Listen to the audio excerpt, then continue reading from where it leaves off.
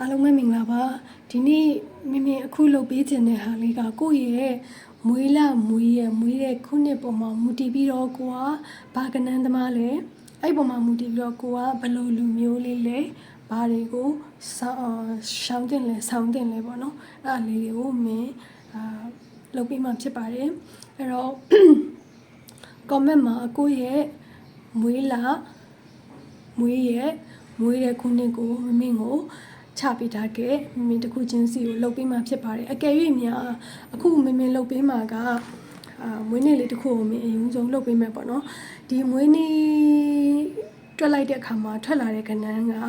မှန်ထားပါတော့တချို့ကမွေးလာမွေးရက်ဒီမတူကြဘူးဒါပေမဲ့ထွက်လာတဲ့နောက်ဆုံးကဏ္ဍကတူတယ်ဆိုလို့ရှိရင်ဒီ reading ကို reading အနေနဲ့ယူလို့ရတယ်ပေါ့နော်အဲ့တော့မင်းအခုလုပ်ပေးမှာက4 ရက် February 1986ဒီမွေးနေ့လေးကိုမင်းဥပမာအနေနဲ့ပေးပြီးတော့လုပ်ပေးမှာဖြစ်ပါတယ်အဲ့တော့4 လပိုင်း2 ရက်နေ့1986เนาะအဲ့လိုဆိုတော့4 ရက်ပေါင်း2ပေါင်းမိရဲ့လက်ရည်တော့ဒီကမိကြပါเนาะ1ပေါင်း9ပေါင်းအကုန်လုံးပေါင်းလိုက်မယ်เนาะ6အဲ့လိုမျိုး4 ရက်လား1ပေါင်း9ပေါင်း10ပေါင်း6ဆိုလို့ရှိရင်သူက30ရမယ်အဲ့တော့30ရမယ်3နဲ့3ညနဲ့ပေါင်းရင်3အဲ့တော့အခုလောဆယ်မြင်လုပ်ပေးမှာကဒီမွေးနေ့ပိုင်ရှင်ဒီ3ကဏ္ဍသမားဖြစ်ပါတယ်เนาะအဲ့တော့ဒီ3ကဏ္ဍသမားလေးတွေကဘယ်လိုလူမျိုးတွေလဲဆိုတော့ဉာဏ်တွေကောင်းပြီးတော့တီထွင်ဖန်တီးမှုမှာတော်ကြတယ်တီထွင်ဖန်တီးနိုင်စွာအားရှိရပါတော့ပြီးတော့မှစိတ်ကူးစိတ်တန်းတွေအရင်ကောင်းတယ်ပြင်းတဲ့သူတွေနဲ့တိတ်ပြီးတော့အဆင်မပြေဘူးပြင်းတဲ့သူလေးတွေကိုမုန်းတတ်ကြတယ်ပြင်းဆွဲတဲ့သူတွေကိုမုန်းတယ်အလုပ်လုပ်တဲ့နေရာမှာအချိန်ဆွဲတဲ့လူတွေကိုမုန်းတယ်လူအများနဲ့ပူပေါင်းလှုပ်ဆောင်ရတဲ့အလုပ်တွေကိုကြိုက်ကြတယ်ပြီးတော့သူတို့ကညံကောင်းပြီးတော့ချစ်စရာကောင်းတယ်နောက်ပြီးတော့တခုကပါလဲဆိုတော့သူတပားကိုဝေဖန်ပြောဆိုတဲ့နေရာမှာလည်းတော်တယ်စိတ်ကူးစိတ်တန်းကောင်းတယ်အလုပ်လုပ်တဲ့နေရာမှာတော်တယ်အဲ့လိုပဲသူများကိုဝေဖန်တဲ့နေရာမှာလည်းတော်ပါတယ်အဲ့တော့သူနဲ့အလုပ်လုပ်ရင်တော်နေမှဖြစ်မယ်ပေါ့နော်အဲ့တော့သူတပားကိုဝေဖန်တဲ့နေရာမှာလည်းတော်တာဖြစ်တဲ့အတွက်ကြောင့်မလို့တခုသတိထားမှာက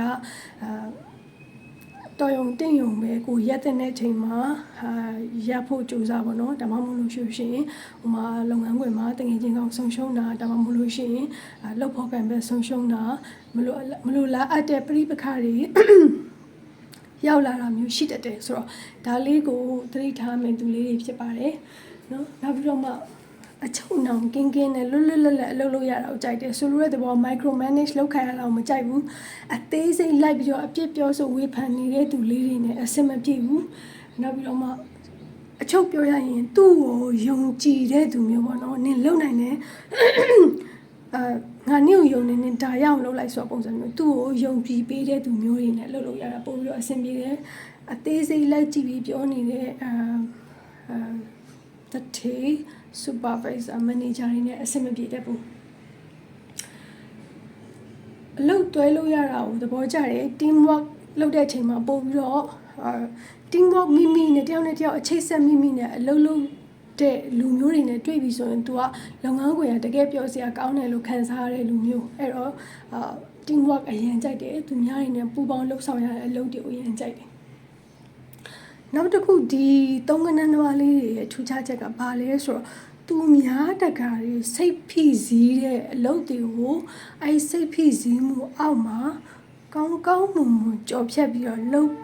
နိုင်စွမ်းရှိကြတဲ့အပြင်ဟိုမှာအဲ့ဒီစိတ်ဖိစီးမှုတွေကသူတို့ကိုတက်ကြွတဲ့လူဖြစ်စေအဲ့လိုမျိုးမပြင်းဘူးပေါ့နော်ဒီလိုမျိုးခက်ခဲတဲ့အရာတွေကိုကြိုက်တယ်ဆိုတဲ့လူစားမျိုး challenge ဖြစ်တာကိုအရင်ကြိုက်တယ်အဲ့လိုလူစားမျိုးပေါ့နော်အဲ့တော့သူတို့ကဘာလဲဆိုတော့သူတို့လုပ်နေတဲ့လုပ်ငန်းခွင်သူတို့လုပ်နေတဲ့အရာတွေကိုကောင်းမွန်100% သိအောင်တတ်အောင်လေ့လာကြတယ်သင်ယူကြတယ်အဲ့တော့မြင်ဆန်းအောင်မြင်မှုကိုရတတ်ကြတဲ့လူတွေပေါ့နော်ဒီ3ကဏ္ဍသမားတွေကရီမန်းချက်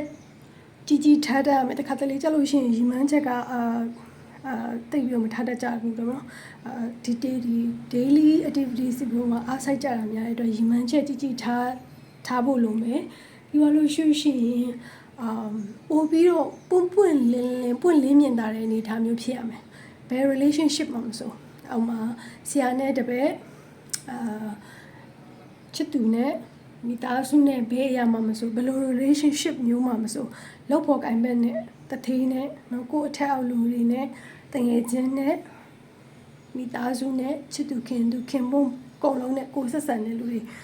ကိုမှရှိရဲ့ relationship ရှိရဲ့လူတွေအားလုံးနဲ့ပွင့်လင်းမြင်သာဖို့လိုတယ် open up ဖြစ်ဖို့လိုတယ်ကိုဘာဖြစ်နေလဲကိုဘာဖြစ်ချင်တာလဲကောင်းကောင်းမွန်မွန်ပွင့်လင်းပြောတတ်ဖို့တော့လိုတယ်အလုံးမှလည်းအတူတူပဲပေါ့နော်ဒါလေးတော့လုပ်ဖို့လိုတယ်အကယ်၍ဒါမလုပ်ဘူးဆိုလို့ရှိရင်စပြီးတော့မှစိတ်ဖိစီးတာတွေကြုံရနိုင်တယ်နောက်တစ်ခုကကျတော့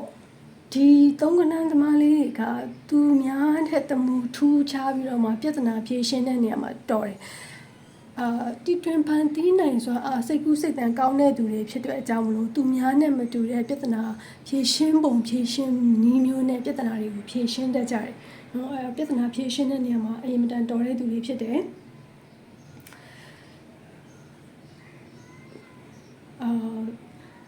တငယ်ချင်းချစ်သူခင်သူတွေပေါ်တယ်သူစက္ကန့်မှာလူတိများတယ်ပေါ့နော်လူတိများတယ်ဘာဖြစ်လဲဆိုချက်ချင်းခင်လိုက်ရတာတိကျွမ်းလိုက်ရတာအရင် social ကောင်းတဲ့ပုံစံမျိုးပေါ့နော်အဲ့တော့လူတိတယ်လူများတယ်ဒါပေမဲ့ तू ကများတော့အဖြစ်သူ့ရဲ့ close circle သူ့ရဲ့တကယ်သူတကယ်တမ်းပေါင်းတကယ်တမ်းစိတ်နဲ့ပေါင်းတဲ့လူတွေကနေပြီးတော့များတော့အဖြစ်ကျန်တဲ့လူတွေကတော့များတော့အဖြစ်အပေါ်ရနေဖြစ်တတ်ကြတာများတယ်တခုပဲနောက်တခုကဆုံးဖြတ်ချက်ကိုမြန်ချတတ်တဲ့စိတ်ခံစားမှုပေါ်လက်ရှိစိတ်ခံစားမှုပေါ်မှာမူတည်ပြီးတော့ဆုံးဖြတ်ချက်တွေမြန်ချတတ်တဲ့အတွက်ကြောင့်မလို့များတော့အဖြစ်ပြန်ပြီးတော့နောင်တရတတ်ကြတဲ့အခြေအနေမျိုးတွေကြုံကြရများတယ်အဲ့တော့ဗာလဲဆိုတော့စိတ်အပြောင်းလဲမြန်တာတစ်ခါတလေကြာလို့ရှိရင်အာယုံထွေပြားတာစိတ်ဆိုးဒေါသထွက်လွယ်တာနော်ငွေကြီးအဆင်မပြေမှာကိုယ့်ရဲ့ငွေကြီးကိုယ့်ဘဝမှာငွေကြီး life security balance မဖြစ်မှာ哦အလွန်အကျူးကြောက်တာမျိုးရှော့ချတဲ့နေနော်ဒီသုံးကဏ္ဍသမားလေးတွေအတွက်ကဒါအမြင်လုပ်ပြီးတဲ့သုံးကဏ္ဍသမားလေးတွေအတွက်ပါအဲ့တော့မင်းကို comment မှာကိုယ့်ရဲ့မွေးတဲ့ခုနှစ်ကိုချပေးခဲ့မယ်လုပ်ပေးမယ်နော်ပြပါစနေကြပါစေဘိုင်ဘိုင်